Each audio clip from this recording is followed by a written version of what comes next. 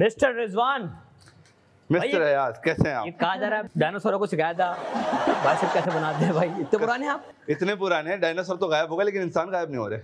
ये इंसानों को भी गायब करना चाह रहा है। डायनासोर इसी ने खत्म किए, ये हर इंसान भी खत्म हो जाए, अकेला दुनिया में घूमे। कितना टाइम हो गया यार? It's been 15 years now. 15 साल से आप ट्रेनिंग करवा रहे हैं लोगों को। Yes. कितने लोग ठीक किए आपने?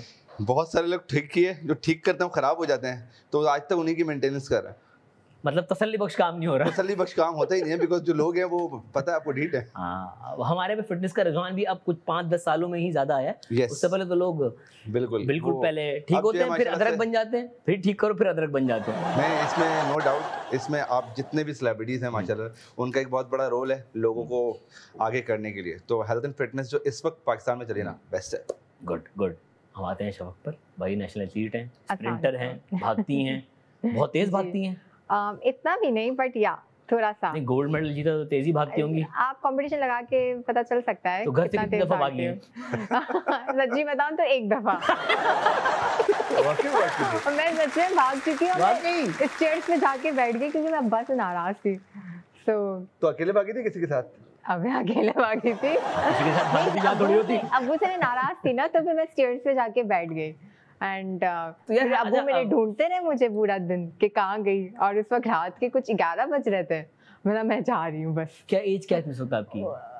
आई think I was like teenager age में था, 19-20 की होंगी मैं। हाँ, 19-20 में तो डर भी होता है ना। तो डर नहीं था तब तो, और नहीं, अब्बा को डर होता है ना, बच्ची बिल्कुल ही ना भाग गई हो। नहीं तो अब्बा बेचारे उन्होंने मुझे गुस्सा किया बेफजूल का। आई वाज लाइक ठीक है मैं जा रही हूँ, और मैं चली गई। अब्बा को लगा मैं कहाँ जाऊंगी, कितना दूर जाऊँ। मैं वैसे बैठी तो सिर्फ ये नीचे वाले फ्लोर पर ही थी। हम लोग दरअसल 15 फ्लोर पे रहते हैं, और मैं 14 या 13 फ्लोर पे जाके बैठ गई छुप के। बस अब्बा ढूंढते रहे 1-2 घंटे तक। सिर्फ 3 फ्लोर भागी थी, ज्यादा नहीं भागी थी मैं। इसमें डर था या स्टेमिना की कमी थी? नहीं, बस स्प्रिंट लगा 3 फ्लोर में खत्म। नहीं ऐसा कुछ नहीं था, शायद डर था कि यार बस, लेकिन परेशान तो करना था ना, डराने के लिए। डराने। अच्छा शफाक, आपने माशाल्लाह पाकिस्तान को रिप्रेजेंट करने की कोशिश भी की इंटरनेशनली, लेकिन कर नहीं पाई थी, क्या वजह थी उसकी?